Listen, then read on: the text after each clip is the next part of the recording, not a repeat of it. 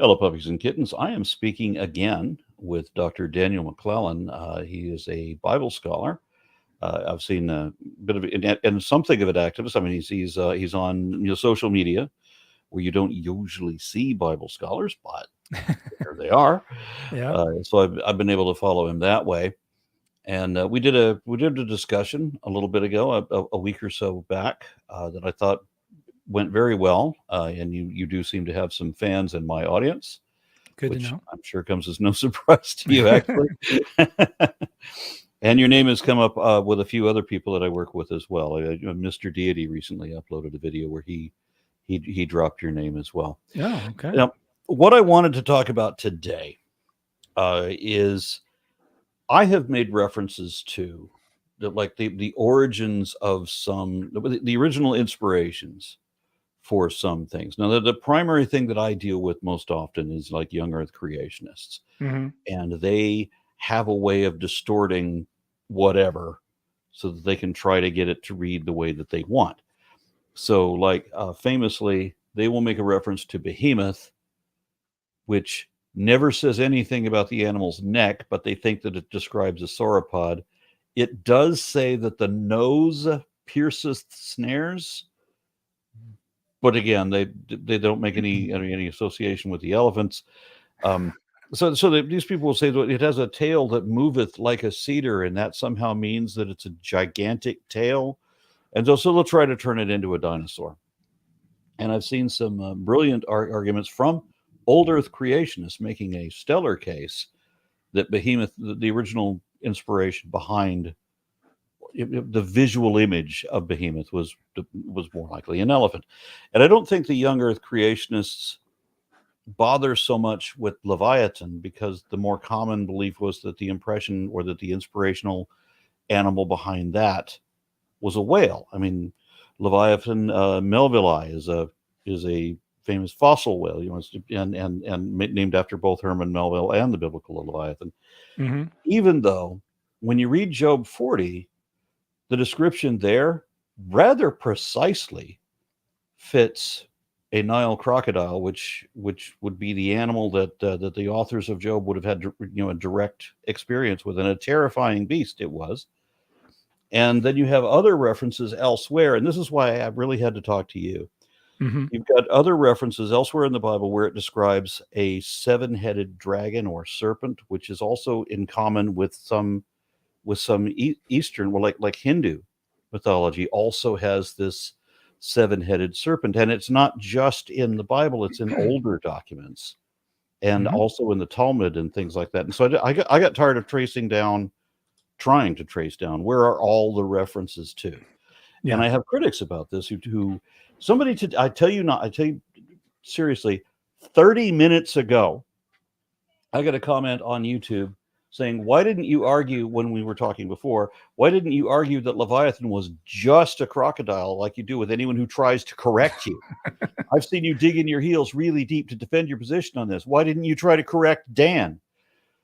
Well, first of all, I've never said that Leviathan was just a crocodile. I said that was the original inspiration for the animal, much like most people commonly, I think, still commonly assume that Leviathan must refer to a whale, and so they. But then when you look at the images, like if you look up just look up any like image search of Leviathan, you're not going to get like a crocodile or a whale Right. so much as you're going to get this serpentine dragon with bat's wings, which is not described in any of these ancient sources. But when people are using words to depict an animal, it's just like when they're using any other medium, sculpture or engraving or whatever to depict an animal. It doesn't necessarily mean that that's what the book says. That's the impression they have in their mind. hmm And so I'm saying that Leviathan, clearly not a whale.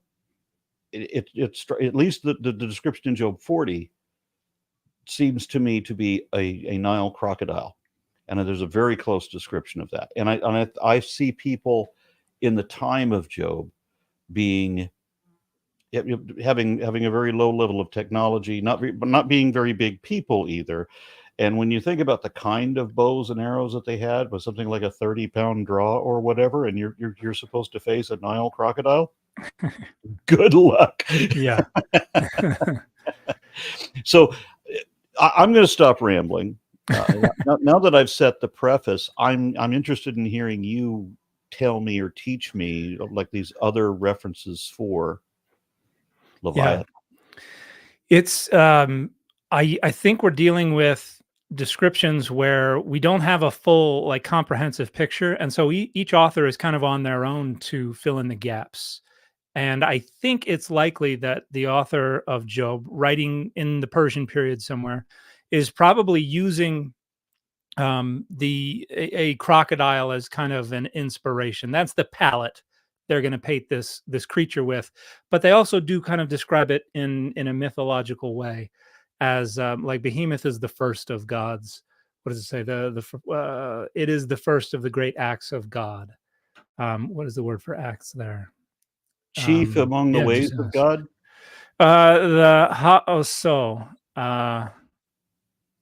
the ways of God. Which gave He me the made impression that him. we're Yeah. talking about an intelligent animal, which again points to elephant, not sauropod.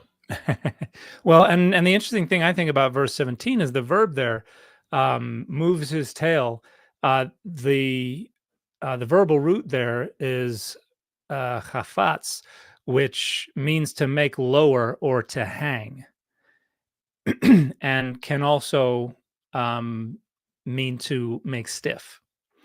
And so a lot of scholars these days would suggest that this is actually a euphemism for the behemoth's gigantic penis. Well, And the two people that I saw arguing this case, the old Earth creationists, they show how when an elephant becomes agitated and goes into a battle rage, its tail points out straight. Every time they get angry, the tail points out straight, and then they charge.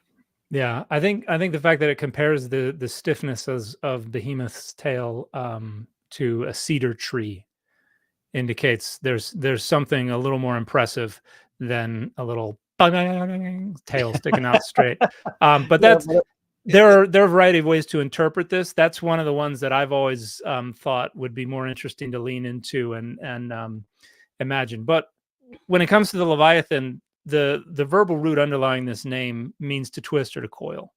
And when we go back and look at the oldest literature, it's treated as some kind of sea serpent that is very closely associated with violence and chaos and disorder.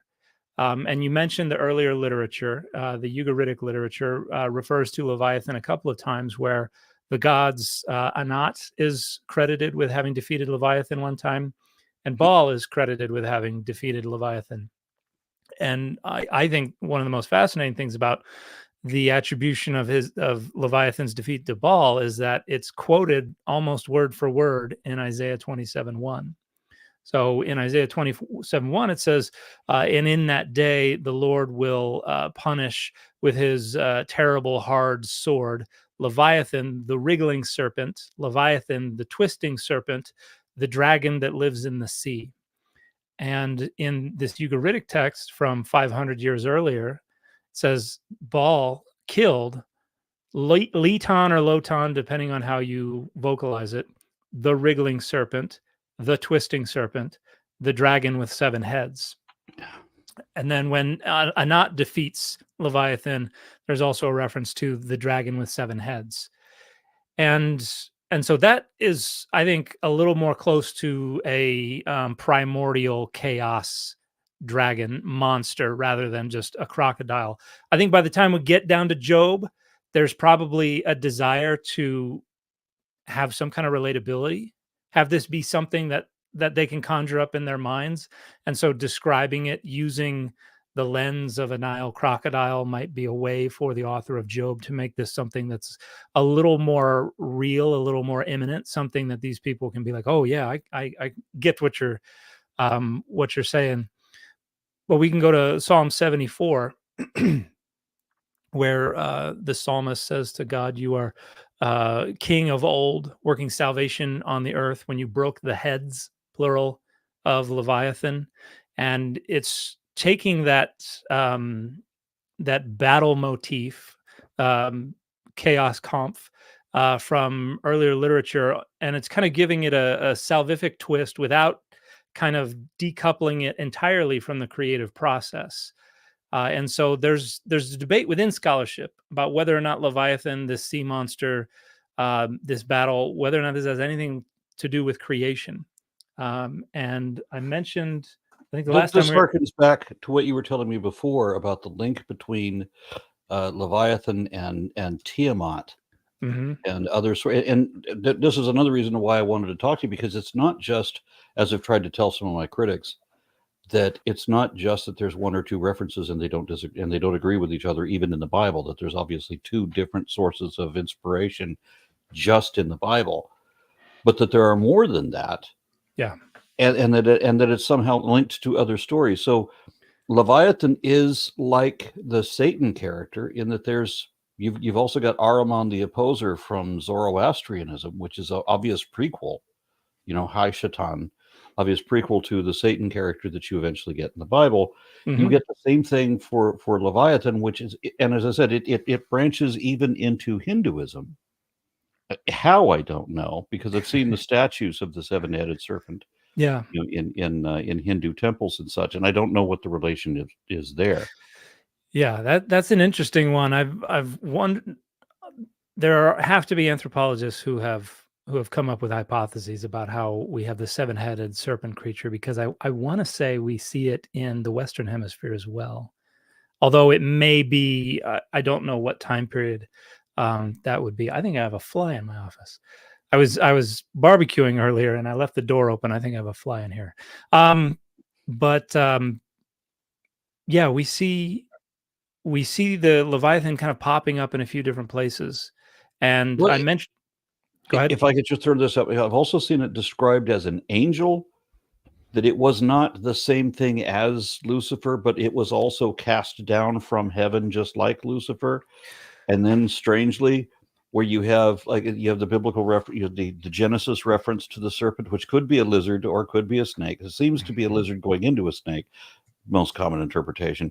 But then I would ask people, why did the Bible doesn't say that the serpent of the garden is Satan, right? Well, they say search us back in Revelations. No, Revelations is talking about the seven-headed dragon.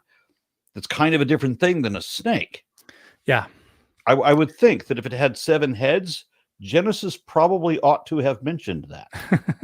Right, which is why I've argued, I've done a number of videos on this, that the serpent in Genesis is nowhere identified in Satan in the Bible at all. I think that is a 2nd or 3rd century CE Christian innovation. And people say, well, Revelation 12, Revelation 20. And you go into Revelation 12 and we have this great red dragon and a serpent, and it's got 7 heads. Okay, there's only one passage in all the Bible that refers to any entity as both Ophis, serpent, and Drakon, dragon. And that's Leviathan in Isaiah 27:1. And that is quoting a text that also says Leviathan has 7 heads. So you have 3 points of contact between this description of this great dragon in Revelation 12 and 20 and the tradition regarding Leviathan as a 7-headed sea monster. And I think that's probably the Leviathan as Satan is probably a development of the 1st century of the Common Era, in my opinion. And I think one of the things that Satan becomes, similar to the way that Jesus in the 1st century in early Christianity becomes kind of a grab bag of mediatory figures. Like all of the pre-Christian mediatory figures get thrown in to Jesus's identity. Son of Man, yeah, the angel of the Lord, yeah, that's going in there too. Everybody gets thrown in, and Jesus kind of just subsumes all of them. Satan is the same thing for all the wicked figures, whether it's Beelzebub or Leviathan or the serpent or Lucifer. Every bad entity, we're going to take it and jam it into this identity we're calling Satan. And I think it even picks up even more once you get through the New Testament and into early Christianity. But and we can also go back to the Enochic literature.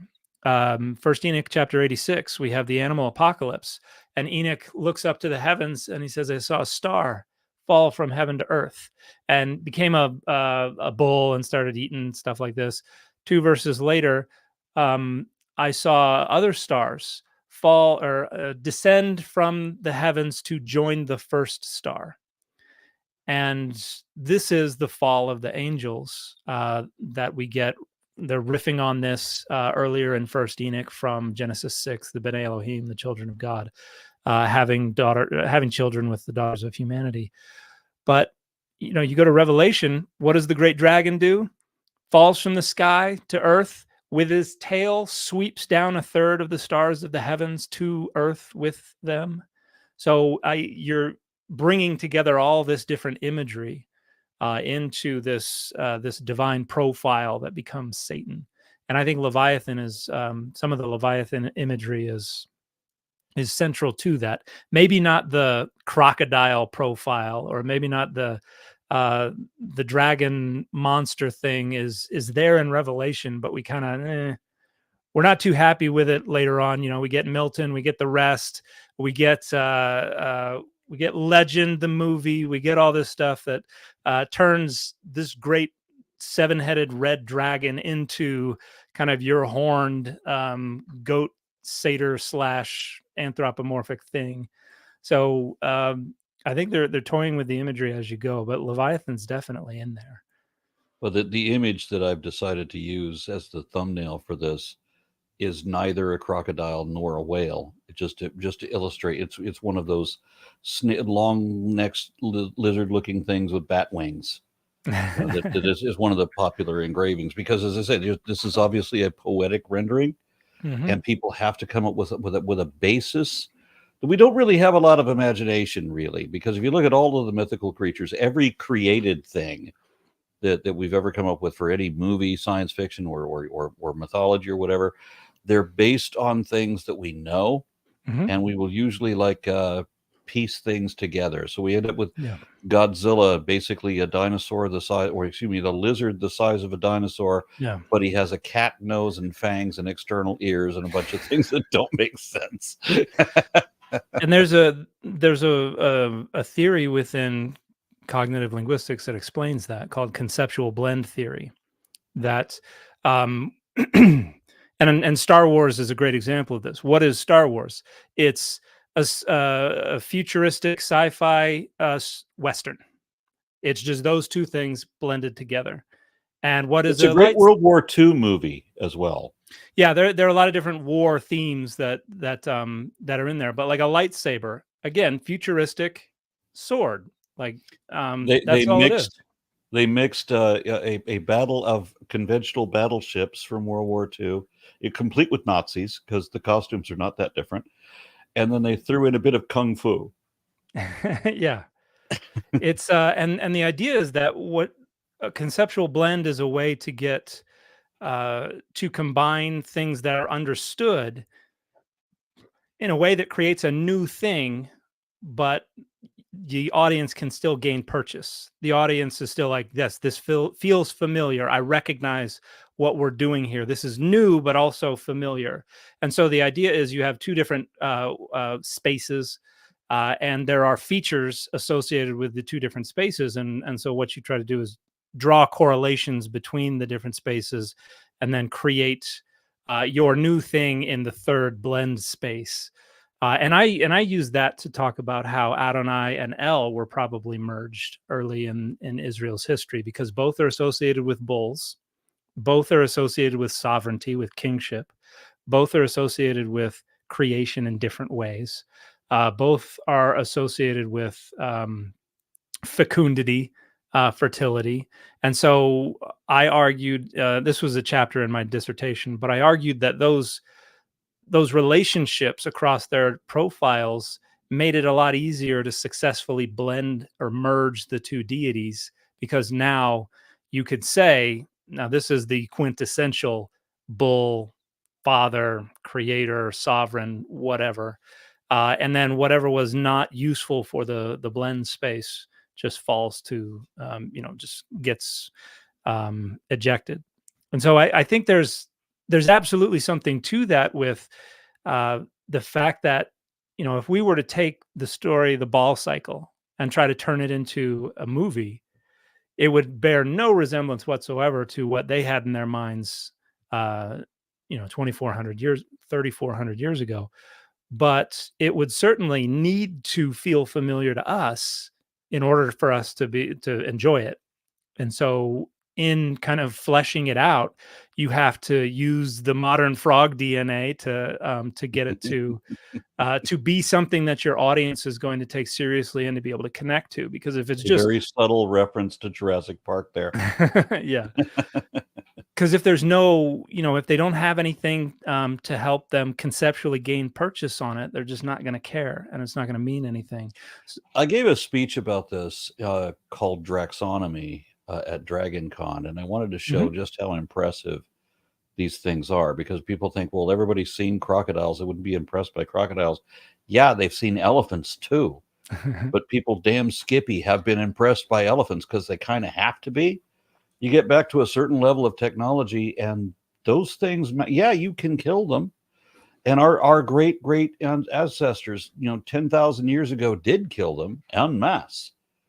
But it's still a challenging thing to do. Look at how much. Look at, you mentioned Ball a number of times. He defeated a cow, essentially. Okay, and that was his great claim to fame. But he's actually fighting an aurochs.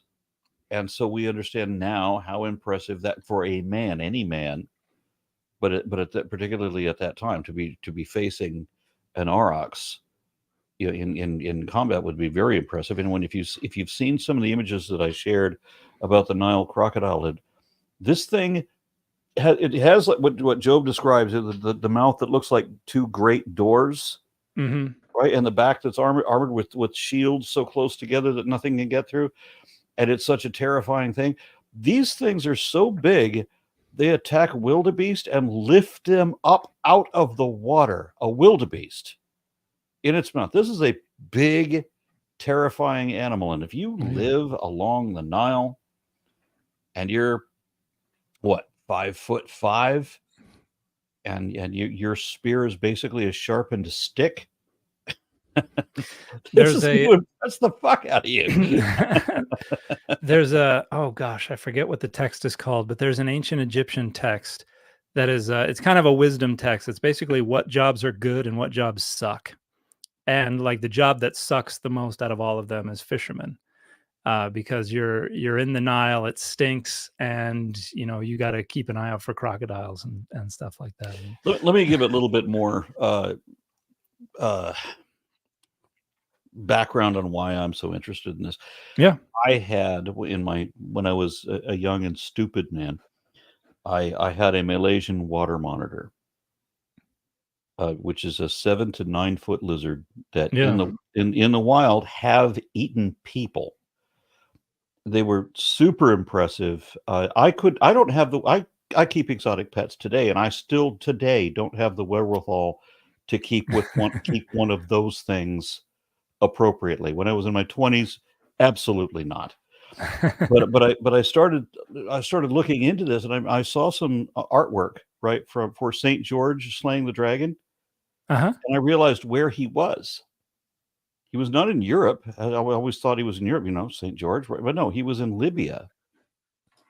And I realized that some of the artistic depictions are pretty spot on.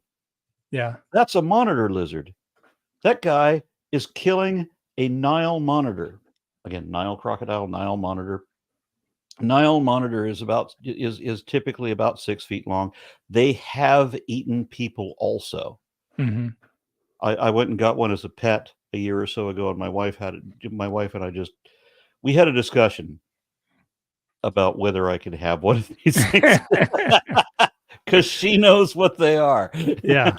So you have everything about everything about the dragon legend is based on this lizard. And as I explained, as I show these different depictions of artwork, where the first one, clearly the artist knew what this was, saw it with his own eyes, knew how to depict it, and shows the two prongs on the tongue coming out of its mouth, right? But the next few artists after that, they keep showing more and more prongs. They're building on the iteration that came before, right? It becomes fire. Yeah. So it's a Nile monitor lizard, but it suddenly it has fire, and eventually it has wings as well, and then suddenly becomes 30 feet, 40 feet, 50 feet long. It just gets ridiculous. So this is how I see a lot of these legends developing, and a lot of what we have for the legendary dragons come from literal dragons. They come from monitor lizards, which were very impressive beasts, unless you have a suit of armor and a sword, and then I don't think you're that heroic. Well, I happen to have incidentally, I'm wearing a shirt that is called Noah's Re'em, and so it's based on this Jewish tradition. I think it's a medieval tradition that the Re'em, translated unicorns in the King James version, were basically tethered to the back of the ark and swam. And so here they look more like some kind of oxen, or with horns growing out of the center of their foreheads. But I knew this would come up, because every time we discuss anything from Job's bestiary, the unicorn comes up. And my critics, which are many, and not charitable, just not at all. I don't know what that's like. Yeah, fuck. And anytime anybody perceives that they have a slightly different interpretation than I do, it's not that we both have reasons for coming to our conclusions. It's always the first accusation is that I'm lying. Yeah. I can't imagine a situation in which I could be so desperate that I would lie. And how could I ever be in such a desperate situation that I would lie about this? Now, I think I'm correct about one of the multiple background inspirations for Leviathan, based on the description of Job 20. I'm really convinced that I'm right about the behemoth being an elephant, certainly not a sauropod, but clearly an elephant. But one thing that I will concede I'm probably wrong about is that the Latin name for the Indian rhino is Rhinoceros unicornis.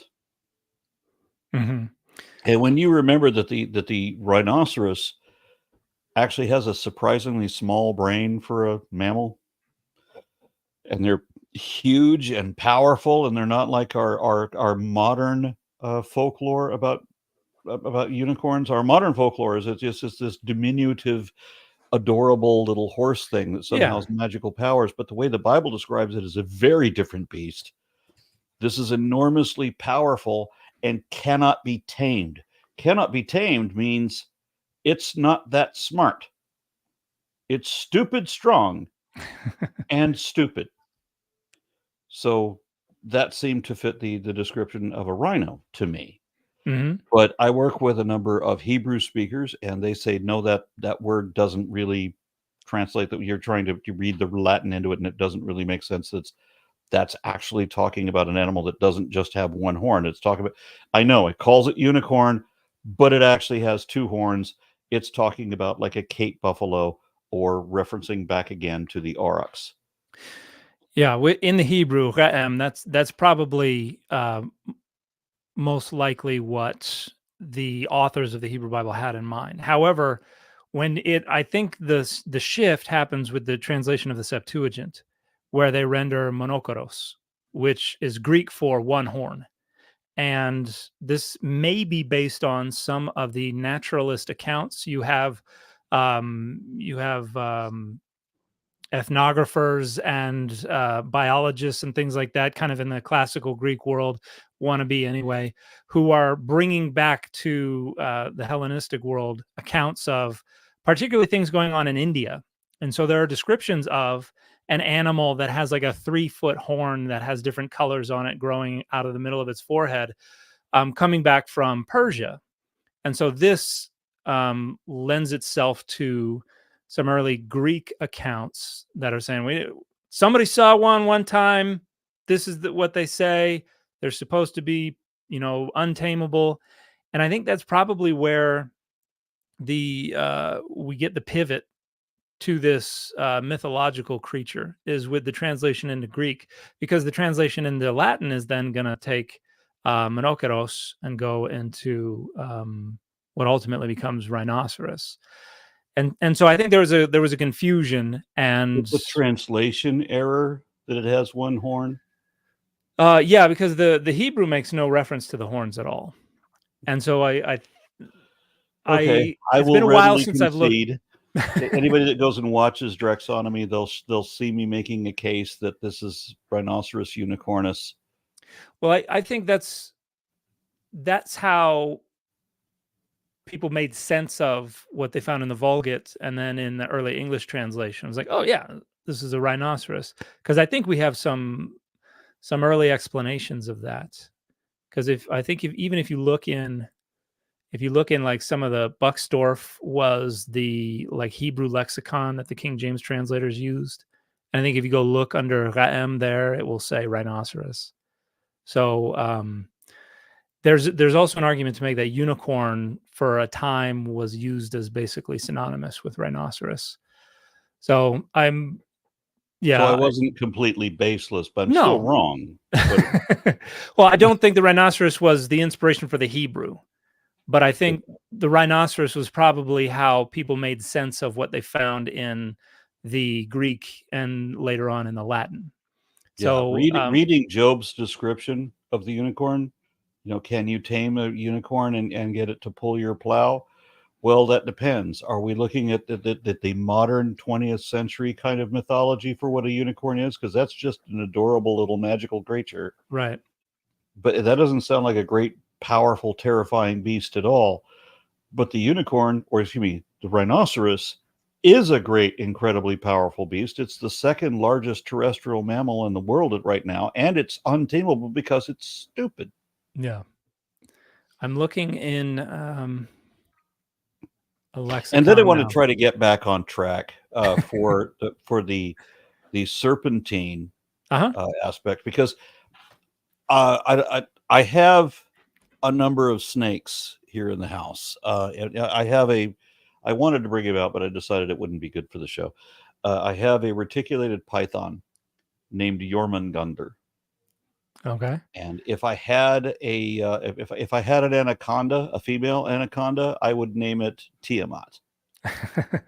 Well, actually, technically, I have two anacondas right here on my left, and I have another one on my right. But they're not the yellow or green anacondas, that the giant ones. I have Brazilian rainbow boas, which are technically anacondas. They're just a subset thereof. Mm-hmm.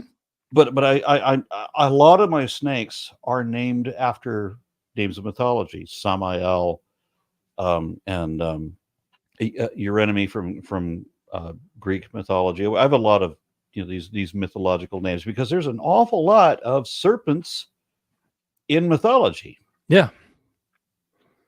And so whereas Job is, I think, explicitly describing a crocodile, all these other references are talking about a snake.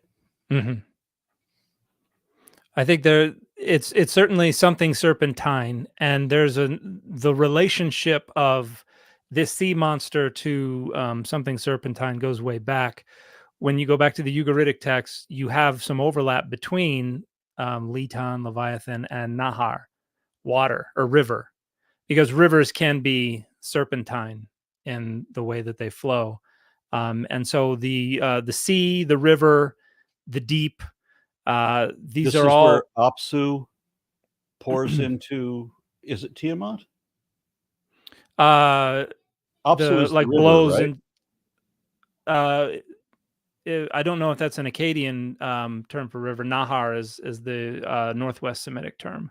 I got the impression that the river was the male pouring into the female, and that Tiamat represented the sea. Tiamat definitely. So Tiamat mates with Apsu, but I thought that was more of a land. The name for fresh water from underground aquifers. Okay. Lakes, springs, rivers, wells, and other sources of fresh water were thought to draw their water from Apsu. No, that's fine. I should probably talk less. And that's more East Semitic, but but yeah, you do have, and in fact, some of the Ugaritic material and the other Northwest Semitic material talks about the sea as the sea itself as a great serpent, because I think they conceptualize of water which flows in lots of different directions. They drew some connection between that and the way like serpents slither and can coil and things like that. And so there's some The overlap. serpents are just all through mythology, everybody's Yeah. mythology. Yeah. And with the Garden of Eden, people don't, it's not as sexy, but I think the serpent is just there to, it's just an etiology for why people hate snakes. Ultimately, it's like you're gonna, no feet, and you're gonna, the seed of the woman is gonna crush your head, and you're gonna crush his heel. And in all kinds of different parts of the world, people just really hate snakes, and I think it's that's fun. One of the main things that's going on with the curse of the serpent. But yeah, sometimes they're and the serpent steals immortality from Gilgamesh at the last second, but they're also associated with wisdom, with craftiness, with healing. So they're all throughout mythology playing a bunch of different roles as well. Sometimes negative, sometimes positive. But yeah, I'm trying to think of all the names. There's the Tanim in Hebrew. Yep. That's also sometimes it's translated dragon in the Septuagint, but that's a big sea creature of some kind, and that we find in the Ugaritic text as well in ways that kind of overlap with. There's some poetic parallelism with the Tanin and the river and the sea. So there's a lot of different imagery that gets merged together, but serpents seem to be kind of the most accessible imagery that they use to try to represent what are a little more abstract, or at least fluid, no pun intended, concepts of what these entities that are associated with these things are. They symbolize so much, and it's so widely variable for all these. Like when you talk about the serpent of the garden, about how it's going to bruise the man's heel. It's seemingly taken that the serpent is venomous, and as if all of them are. Mm-hmm.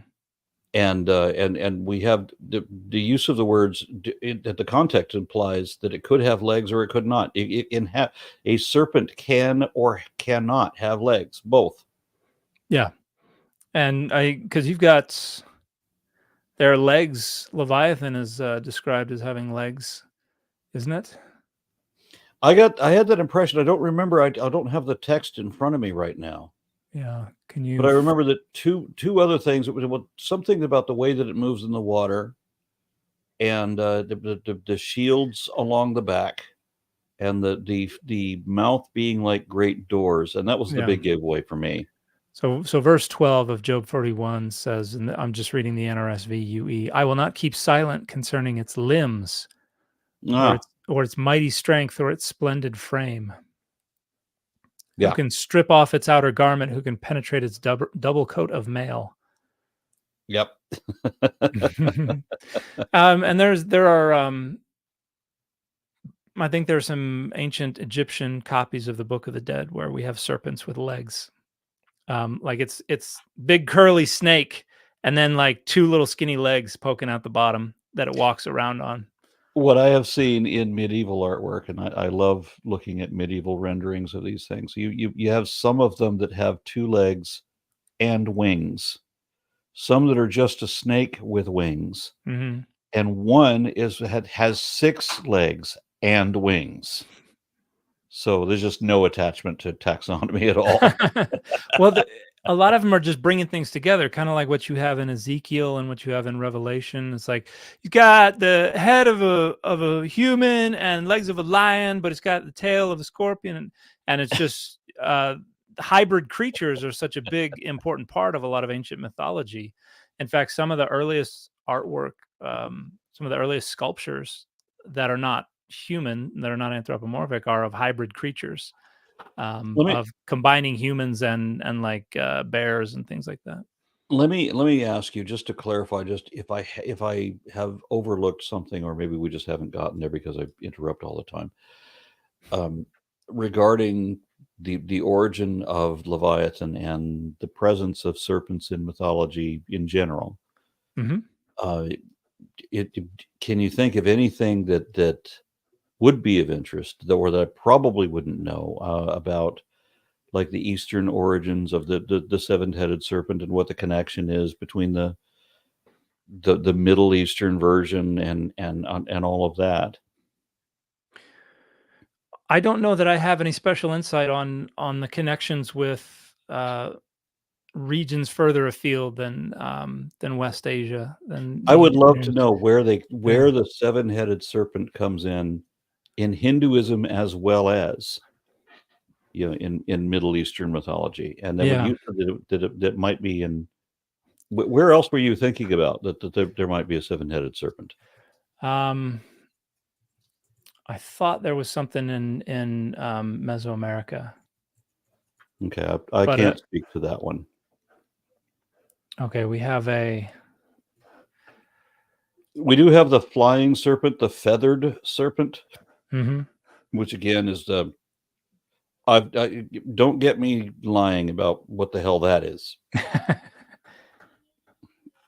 Okay, so we've got something. I don't know what the date on this. There's an something from Veracruz in Mexico, a snakehead figure deity, which looks like a hybrid, but it has 7 serpent heads.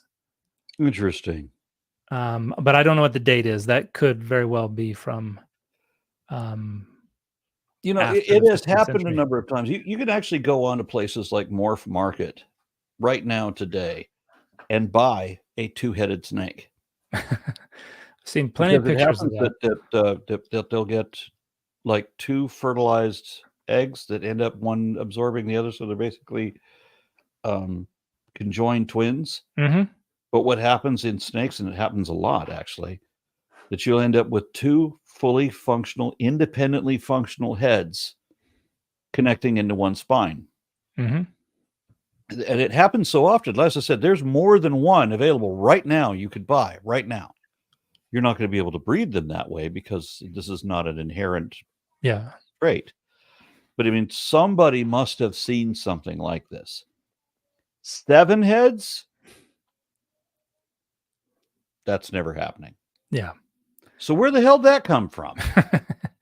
Is I'm it seeing, just that they have to have this the symbolism of the 7 with its numerological significance? I think that's probably playing a role of some kind. I don't know if that's the inspiration, but if it's not the inspiration, it's certainly what guarantees its perseverance. I think. But there's even I just pulled up another thing. The Aztec goddess Chicomecoatl evidently holds ears of corn and sits on a 7-headed serpent. So Where is yeah, that it's. coming from? I would like to know. I'm sure there are anthropologists somewhere who have Yeah, that's looked embarrassing into it. because my degree is in anthropology and I have no idea. All right. So, yeah, looks like there's. I don't want to belabor this much further. Yeah. If you have anything else of interest, I'm keen to hear it. But it seems like we've run probably dry on this topic. Oh, So. yeah, definitely the 7-headed serpent. I thought I would pull up some of the other references, or at least mention some of the other references where we have this combat myth, sometimes associated with Leviathan, sometimes not. Because you have And what the conjoined link is with Satan, because that's pervasive throughout a bunch of different related mythologies. yeah, and I think people go Satan if there's a combat, if God is fighting against, because that makes the combatant the enemy, and Satan obviously is the enemy. But you've got Habakkuk 3, which is where God does combat with the sea, Job 41, obviously, then Psalm 18 and 2 Samuel 22, which both share the same kind of storm deity motif, where God has to do battle with the sea. And then you've got a bunch of places where the storm deity has to push back or drive out or contain the sea in order to allow the dry ground to appear and for civilization to flourish. And you see that in Psalm 104, Psalm 33, Proverbs 8, Job 38, Isaiah 17. You see it So, scattered in a bunch of different places. so let me just ask you then to opine Mm-hmm. about Tiamat and Apsu and their relation to Leviathan, Mm-hmm. because we mentioned that at our previous discussion. Yeah, I think the broader kind of sociocultural matrix had these themes about creation, where it was broadly order out of chaos, and you had connections between chaos and the sea. And I think you also have connections with the wilderness. So I talked in my doctoral dissertation, I talked a little bit about the idea of center periphery. You have greater order closer you are to the center of civilization. You have less order the closer you are to the periphery, the further away from the center. And so the sea on one side and the uninhabitable wilderness on the other side become the two kind of main symbols of disorder, of chaos, and also of malevolent divine forces. And so with the sea, you have things like Tiamat, you have the Leviathan, you have other monsters, the there be dragons here idea. And then with the wilderness, you have your Liliths and your Azazels and your other kind of satyrs and demons of the desert. And so I think there are just some shared themes that then kind of situationally emerge in these narratives, in these stories, and become these characters. And you get these profiles that develop around these narratives. In the East Semitic world, it's things like Apsu and Tiamat. In the West Semitic world, it's things like Leviathan and Rahab and things like that. And the Bible is just one more iteration of the drawing flesh around this conceptual skeleton that's more broadly shared. And I think that's a lot of what's going on in the Bible, is them just kind of looking around and seeing some of the shared themes and then just deciding, here's how we're going to leverage this to serve our own interests. We're going to tell the story in this way. People can see that the Lion King is obviously Shakespearean in origin. It's not the exact same story, but you can see that they're kind of drawing inspiration from it to give flesh to this conceptual skeleton. And I think that's what we've got going on with these different characters, whether they're East Semitic or they're West Semitic or they're biblical. And then in the biblical tradition, because that literary tradition survived for so long and had more and more added to it and accumulated more and more layers, you just have the further developments of these the features associated with these characters, which is why late in the game you have Job probably trying to kind of link this with the idea of a crocodile to make it something a little more immediate, a little more relatable to their audience. And So, then that so you're saying that Job's interpretation as a crocodile is the more recent? Oh yeah, Job is Persian period. The Okay. other stuff is coming from probably the beginning of the first millennium BCE. So Job is coming centuries after that, and is interpreting Isaiah 27 and interpreting Psalm 74 and some of the other stuff. And they probably have a lot more knowledge of this. They had a lot more resources than we have now. But yeah, I think it's a later interpretation. And as you inherit these stories, you always expand on them. You fill in gaps, you answer questions, you provide more detail. And so Job's got this whole chapter dedicated to describing this creature that is described in the earliest literature in a single verse. So yeah, it's definitely a later elaboration on the tradition. And I imagine in the direction of using the crocodile as kind of a conceptual template for filling in that creature. All right. Well, I think we've exhausted this about as much as we can at the moment. And I'll who's continue this to do- you have joining the show? Oh, this is Nebulosa. This is an Nebulosa. Argentine boa. All She's right. the only one I could get to without having to get up out of my chair. I have. So she speaks Castellano. He will try to convince you to eat forbidden fruit. Yes, and I'm trying to work with one of my snakes. I will call him Moses when I can figure out how to get him to become a staff or maybe look like a staff. There you go. Until it's time to turn into a snake again. So you got to find a way to make him become stiff like a cedar. Yes, exactly. Dan McClellan, thank you so much for this. Thank you for the invitation. Yeah, I'm upset that you're not also an expert in Hindu mythology, and you can't tell me where the 700 certain comes from there. I wish I knew. But it seems to be a more pervasive kind of concept than even I thought, because I wasn't aware about the Mesoamerican one. Yeah, and I've looked. I haven't looked incredibly closely at that. I get the sense that it's legitimate to some degree, but I don't know exactly when those things are dated. So, do you know any other mixes, blends between Hinduism and say that the religion that led to Judaism or Hindu specifically? Huh?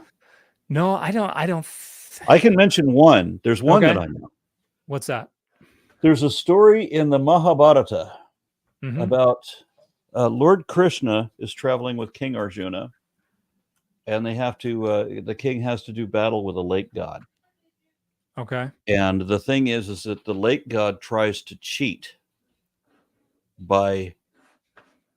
It's. I interpreted it as a nut shot, but the Hebrew scholars that I'm working with say no, that it means something different than a a punch below the belt. They're talking about some particular sinew that in the Hebrew language apparently has some relevance for this, but it's still a cheat move. It's just not quite the nut shot that I was expecting it to be. But in the Mahabharata, Arjuna under Lord Krishna is the god, and I say this for the audience, of course. Arjuna is under Krishna's direction. He has to fight the lake god, and the lake god cheats in the wrestling match by touching Arjuna in the hollow of the thigh. And I'm like, damn, that sounds like Genesis 30, doesn't it? Yeah. Jacob wrestling with but it's from the other perspective. And so I start looking at things like that. I'm like, are we telling the same story from two different perspectives? And I don't expect that there was ever a wrestling match on which the story is based. I don't think there's necessarily any truth to this at all. But I think if we have a common tale, we could have two different versions of it. And there's a close division between the Mesopotamian and the Indo-Aryan religious traditions. And this is an old story. Do you know how far back it goes? No idea. Okay. How old is Genesis 30? Some scholars think it's pretty old. The form we have it's gone through editorial layers. It's probably in the form that we have it 6th century, maybe 5th, but I imagine it goes back to something that's probably 7th or maybe even an 8th century potentially. Yeah. The Bhagavad Gita is also supposed to be, I think that one's 4th or 5th century BCE. But the reference to Arjuna is not in the Bhagavad Gita. That's elsewhere in the Mahabharata, so it's a little harder to find. And when you ask Hindus about that, then the numbers are across the board. Yeah, because I've seen Hindus claim that this shit is 5,000 years old. So it's like where Christians want to make everything in the universe only 6,000 years old. Hindus go completely the other way. Yeah. Well, and that sounds like the old Sumerian king lists, where before the flood, the kings were reigning for anywhere from 4,000 to 60,000 years each, and then there was the flood, and their lives got cut a little shorter. So, all right. Thank you so much for this. I'm not going to belabor the point anymore, but I do appreciate that you were available to have this conversation. Yeah, thank you for having me. I appreciate your time.